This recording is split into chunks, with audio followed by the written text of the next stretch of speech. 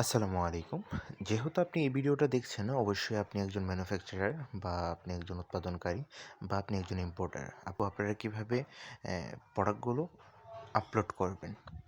তো প্রোডাক্টগুলো আপলোড করার জন্য প্রথম অবস্থায় আমাদের অবশ্যই রেজিস্ট্রেশন করতে হবে বিক্রেতা হিসেবে।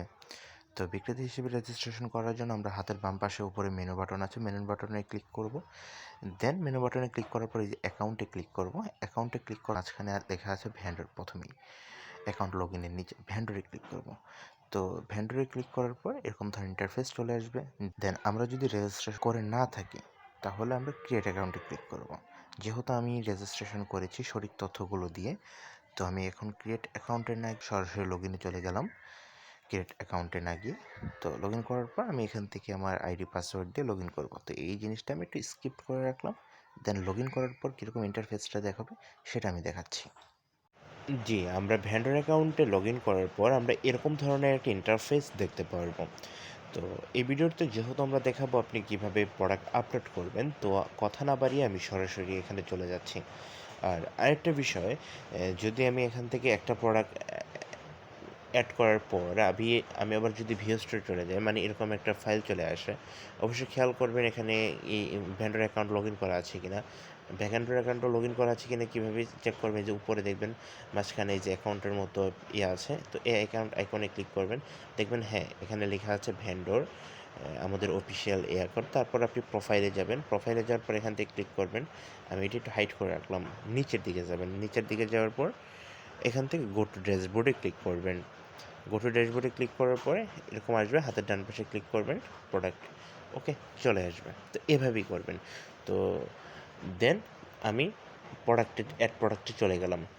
তো অ্যাড প্রোডাক্টে চলে যাওয়ার পর এখন সরাসরি প্রোডাক্টের নাম কখনো যেন উলটপালট না হয়, এই জিনিসগুলো খেয়াল রাখবেন। তো আমি আমার প্রোডাক্টের নামটা দিয়ে দিচ্ছি।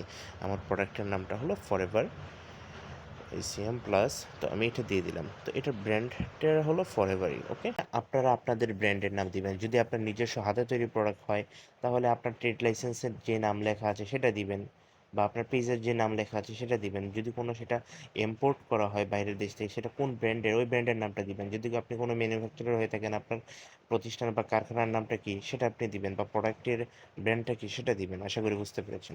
এখন ভেন্ডর প্রাইসটা হলো অরিজিনালি প্রাইস। অরিজিনালি প্রাইস বলতে আমরা চাই যে আপনি একদম সর্বনিম্ন কত প্রাইসে আপনি পাইকারি বিক্রি করতে পারবেন। মানে এখানে এই প্রাইসটা কাদের জন্য, এই প্রাইসটা তাদের জন্য যারা আপনার থেকে ধরেন একটা প্রোডাক্ট আপনার 10টা 20টা বা পাইকারি নিয়ে যাবে, পাইকারি নিয়ে গিয়ে তার শোরুম বা তার দোকান যে কোনো জায়গায় বিক্রি করবে। তো এটা হলো তাদের জন্য একটা নির্দিষ্ট প্রাইস। তো এখানে আমি আমার নির্দিষ্ট প্রাইসটা দিয়ে দিচ্ছি, যেটা সর্বনিম্ন প্রাইস। তো এই প্রোডাক্টে আমি এটা দিয়ে দিলাম। ওকে, 4,744 টাকা। আর রিসেলার প্রাইসটাও আমি 4,744 থেকে আমি কিছুটা বাড়িয়ে দিলাম। যদি আমার লভ্যাংশের প্রয়োজন হয় তো আমি কিছু বাড়িয়ে দিয়ে এখানে 50 টাকা দিয়ে দিই। ওকে, 50 টাকা আমি দিয়ে দিলাম। আর কাস্টমার প্রাইসে এমআরপি প্রাইস, মানে খুচরা মূল্য যারা খুচরা কাস্টমার। আর রিসেলার প্রাইসটা হলো এটা, যে 4,750। এই প্রাইসটা দেওয়ার মানে হলো আমার প্রোডাক্টটা খুচরা মূল্যে কোনো একটা রিসেলার নিয়ে গিয়ে মার্কেটিং করবে, তার ফলে সে কিছু সেল করার পর সে কিছু প্রফিট লভ্যাংশ অর্জন করতে পারবে। এবং সেই লভ্যাংশটা কত, এই দেখেন 4,750 টাকা আর 4,950, মাঝখানে যতটুকু টাকা এটা আর কি আপনার যে প্রোডাক্টটা নিয়ে যে রিসেলার বিক্রি করলো সেটা, এটা আপনার একটা এক্সট্রা লাভ। আমাদের কাছে এখনও প্রায় 1,000+ রিসেলার অ্যাভেলেবেল আছে যারা প্রতিনিয়ত প্রোডাক্ট নিয়ে বিক্রি করে থাকছে। তো আপনার প্রোডাক্টটা যদি উইনিং অ্যান্ড ব্র্যান্ডেড, ভালো ব্র্যান্ডের প্রোডাক্ট হয়, কোয়ালিটিফুল ভালো হয়, আপনার প্রোডাক্টটা নিয়েও খুব সহজে সে মার্কেটিং করতে পারবে। দেন আমরা যদি চলে যাই স্টকে, এই প্রোডাক্টটা কয়টা স্টকে আছে, অবশ্যই কমপক্ষে এটা মাথায় রাখবেন 10 থেকে 11টার মাঝে, 10 থেকে 100টার মাঝামাঝি দেয়। বা 100টার উপরেও যদি দেন 500 5,000 দিতে পারেন, অসুবিধা নেই। বাট আমার কাছে এটা অ্যাভেলেবেল আছে 75টা, আমি 75টা দিলাম। কারণ 10টার নিচে দিবেন না। 10টার নিচে কিসের জন্য দিবেন না, ধরেন আপনি যদি একটা দিলেন, আপনার হাতে একটা অ্যাভেলেবেল আছে দেখে আপনি হাতে একটাই দিয়ে দিলেন, তো কাস্টমার তো একটা অর্ডার করে ফেললো, তখন সে সরাসরি আউট অফ স্টক হয়ে গেল। এটা দেখে দিলেন। তো তখন আপনি দিতে পারেন। বাট একটা দিলে এটা কাস্টমারের সামনে খুব সহজে কম ভিউ করে। তো আপনি চাইবেন ৫টা থেকে ১০টা। কারণ কাস্টমারের থেকে আপনি ২ থেকে ৩ দিন সময় নিতে পারবেন যে প্রোডাক্টটা দেওয়ার জন্য। আর সর্বোচ্চ চেষ্টা করবেন কাস্টমারের হাতে প্রোডাক্টটা যত তাড়াতাড়ি পাঠানো যায় এবং প্রোডাক্টের মধ্যে কোনো ধরনের যেন ভেজাল বা ত্রুটি না থাকে। আর লোকেশনটা বাংলাদেশ আমি দিয়ে দিলাম। বাংলাদেশের মধ্যেই পাওয়া যাবে। আর ডেসক্রিপশনটা সুন্দর এবং মার্জিত দিবেন। কারণ এই ডেসক্রিপশনের উপর নির্ভর করে আমাদের যে সকল রিসেলার আছে তারা এই ডেসক্রিপশনের উপর ভিত্তি করে বিগ কাস্টমারের কাছে বিক্রি করবে এবং কাস্টমারকে বলবে এই ডেসক্রিপশন দেখে এই প্রোডাক্টের গুণাবলীগুলো কী কী, রাইট? তো এই বিষয়গুলো আমাদেরকে খেয়াল রাখতে হবে। আর ডেসক্রিপশনটা যত বড় আপনি দিতে পারেন, যত বড় না বা আর কি মার্জিত দেওয়ার চেষ্টা করবেন, যেন এটা বেটার হয় সবার জন্য, আপনার জন্য, কাস্টমারের জন্য অ্যান্ড এর জন্য। এখন প্রোডাক্ট টাইপ। তো প্রোডাক্ট টাইপটা আমরা কি দিব? এটা যেহেতু একটা ঔষধীয় প্রোডাক্ট, তো আমি এখানে মেডিসিন দিয়ে দিব। অবশ্যই এখানে প্রোডাক্ট টাইপটা দিবেন জেনারেল। তো কারণ আর আপনার যদি হোমমেড খাবার হয়ে থাকে, যেগুলো আপনি সচরাচর হোমমেড গরম, গরম খেতে পারবেন, তাহলে আপনি ফুড ক্যাম্পস দিবেন। এটা হল ফুড পান্ডা টাইপের মতো, যেখানে আপনি কি করতে পারবেন। তো ২ টা সিস্টেমই আমরা এখানে নিয়ে আসছি। তো যেহেতু এটা ওষুধ জাতীয় প্রোডাক্ট, এটা তো আর হোমমেড খাবার না। তো সেক্ষেত্রে আমি এখানে জেনারেল দিয়ে দিলাম। তো নিচে আমি ক্যাটেগরিটা সিলেক্ট করব। এখানে ক্যাটেগরিটা কি? মেডিসিন। ওকে?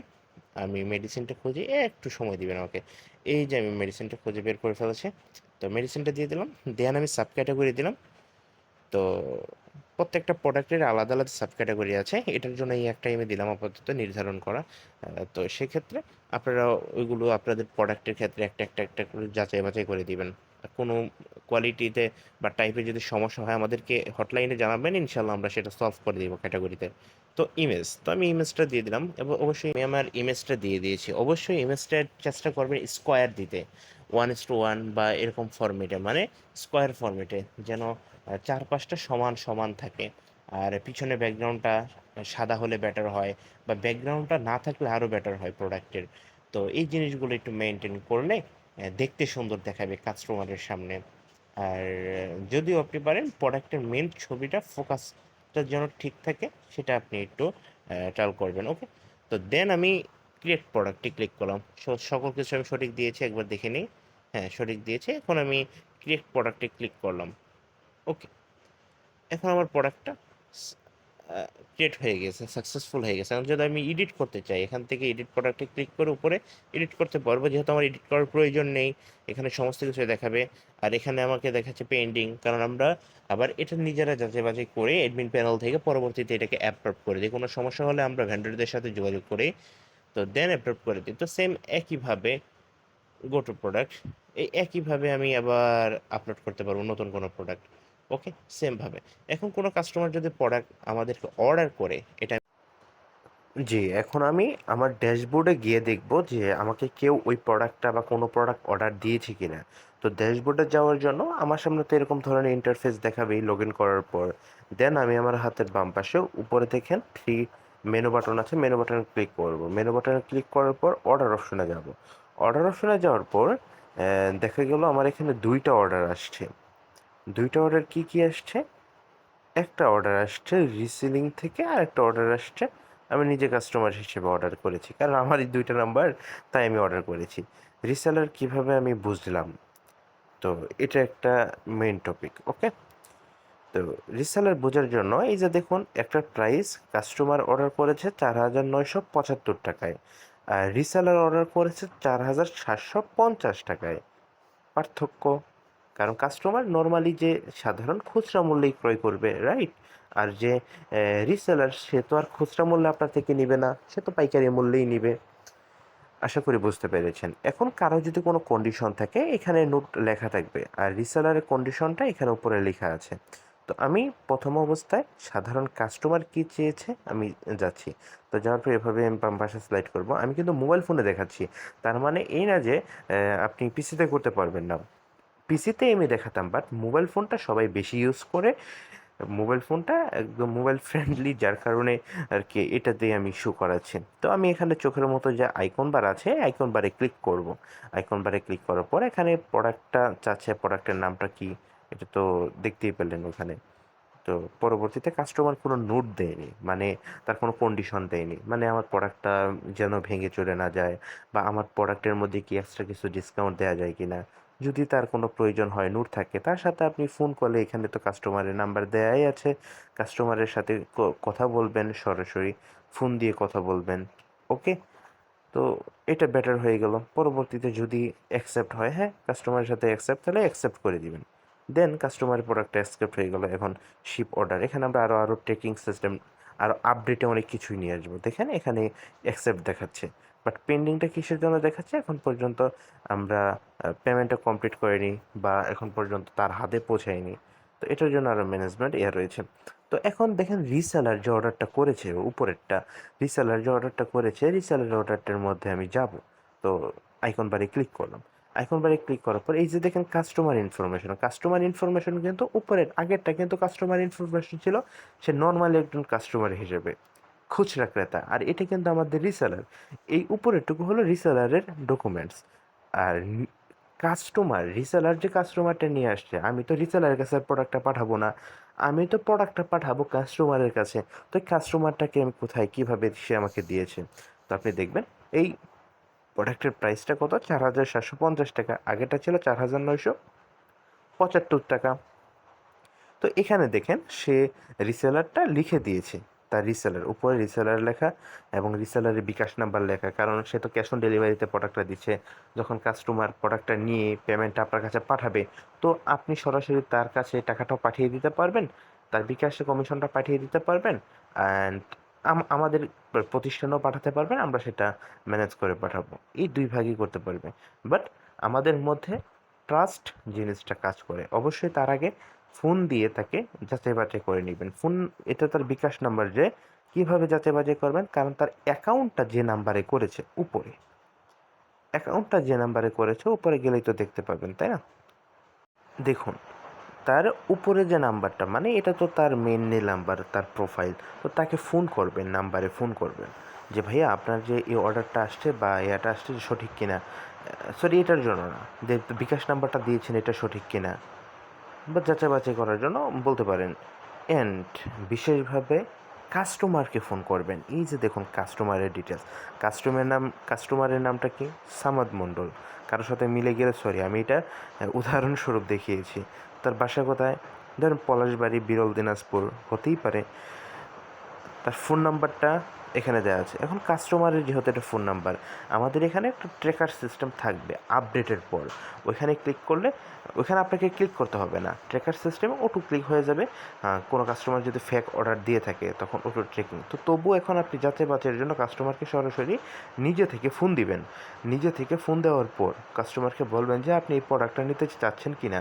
কাস্টমারের যদি এখানে কোনো যেহেতু কন্ডিশন, কোনো মতামত আছে কিনা, কাস্টমারের কন্ডিশন যদি থাকে, তাকে কাস্টমারের কন্ডিশন সম্পর্কে জিজ্ঞেস করবেন যে আপনি যেখানে এই কন্ডিশনটা চেয়েছেন, এটা কিভাবে আমরা এই কন্ডিশনটা দিতে পারছি বা এই কন্ডিশনে আমরা দিতে পারতেছি না, দুইটার যে কোনো একটা হবে। তো কাস্টমার যদি হ্যাঁ আপনি পাঠান, তখন আপনি প্রোডাক্টটা পাঠাবেন। আর যদি মনে করেন না প্রোডাক্টটা পাঠানো যাবে না, প্রোডাক্টটা পাঠাবেন না। অ্যান্ড কাস্টমারকে যদি আপনার মনে হয় যে আপনি এই প্রোডাক্টটা তো অর্ডার করেছিলেন, বাট এটা তো ক্যাশ অন ডেলিভারিতে দেওয়া যাচ্ছে না, এই প্রোডাক্টের কিছু টাকা অ্যাডভান্স করতে হবে, অন্তত ডেলিভারি চার্জটা অ্যাডভান্স করতে হবে। কারণ তার কাছে আমরা ট্রাস্ট, কারণ কিসের জন্য ভাই, আমাদের প্রতিষ্ঠান থাকবে, আমরা হারিয়ে যাব না। অনেক কাস্টমারই ফ্রড হয়, কাস্টমার কখনো ফ্রড না এটা আমরা বলবো না, বাট অনেকেই বিভ্রান্তর মধ্যে আমাদেরকে ফালায়। তো আমরা চাই না, আমরা তো কোনো থার্ড পার্টি হিসেবে থাকি না। তো সেক্ষেত্রে আমাদের কারণে আপনি আমাদেরকে ট্রাস্ট করতেছেন, সেই আমাদেরকে ট্রাস্ট করার কারণে আপনাকে কাস্টমার ধোঁকা দিচ্ছে। তো বিষয়টা দুরকম হয়ে যায়। তো যার কারণে আপনি আপনার সত্যটা এবং আপনি আপনার দিক থেকে পারফেক্টভাবে থাকার চেষ্টা করবেন, যেন আপনাকে অন্য কেউ ঠকাতে না পারে। বাট আমরা আপনাকে শতভাগটা দেওয়ার চেষ্টা করব, যেন আপনি আমাদের মাধ্যমে কোনো ধরনের ত্রুটি বা সমস্যার সম্মুখীন না হন। তো বিষয়টা এটা। পরবর্তীতে সমস্ত কিছু ক্লিয়ার হয়ে গেলে এই যে অ্যাকসেপ্ট করে দিবেন। তো তার এখানে দেখাবে যে অর্ডারটা অ্যাকসেপ্ট হয়ে গেছে, দেন এনাফ। তারপরে নতুন অর্ডার আসলে সেমভাবে করবেন। আর আপনি যদি নিজে থেকে অর্ডার করতে চান যে কোনো প্রোডাক্ট, আপনার সাথে আমাদের সম্পর্ক ভালো, যার কারণে আপনি যে কোনো প্রোডাক্টে যখন অর্ডার করবেন, আপনাকে আমার মতো উদ্যোক্তা, মানে আপনি যেরকম বিক্রেতা এরকম আরেকজন যে বিক্রি করতেছে সেও আপনাকে পাইকারি মূল্যে প্রোডাক্টটা দিবে, এবং আপনার যে প্রোডাক্টটা তাকেও আপনি পাইকারি মূল্যে দিবেন, কারণ এটা আমাদের নিজেদের মধ্যে একটা সম্পর্ক থাকবে। তো ইনশাল্লাহ সেটা যে কোনো প্রোডাক্ট আমরা এখানে আস্তে আস্তে বহু প্রোডাক্ট আপলোড করব, এবং আমাদের তো ইনশাল্লাহ আল্লাহর রহমতে রিসেলার রয়েছে, তারা তো আমাদের পাশে অল টাইম আল্লাহর রহমতে থাকবে। তো প্রতিনিয়ত আর এটাকে আমরা আরও আপডেট করবো, এবং সাধারণভাবে কাস্টমারের সাথে যেন নিজেরা কমিউনিকেশন করতে পারেন তার জন্য আমরা এখানে উপরে দেখেন আইকন বারে চ্যাটবুক রাখবো।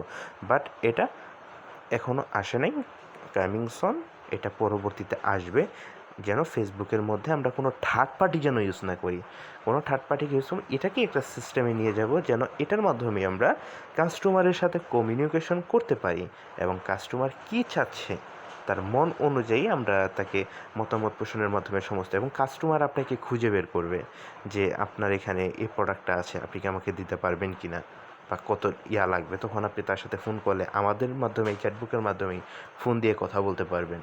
তো আমাদের জন্য দোয়া রাখবেন যেন আমরা এত দূর পর্যন্ত যেতে পারি, আমরা এ পর্যন্ত এসেছি। তো আপনারা আমাদের পাশে ছিলেন, এই বলেই আমরা এ পর্যন্ত আসছি, এবং আল্লাহর রহমত ছিল এই জন্য এই পর্যন্ত আসতে পেরেছি। তো আমাদের জন্য দোয়া করবেন, আর যে কোনো সমস্যায় পড়লে আমাদের হটলাইন নাম্বার আছে নিচে, হটলাইনে যোগাযোগ করবেন বা মেল করবেন, যে কোনো প্রয়োজনে আমি আছি, আমার সাথে সরাসরিও কথা বলতে পারবেন। ওকে, তো এই ছিল বলার। আর ভালো থাকবেন, এবং দোয়া করি আপনাদেরকে আল্লাহ ভালো রাখুক, সুস্থ রাখুক। আল্লাহ হাফেজ, আসসালামু আলাইকুম।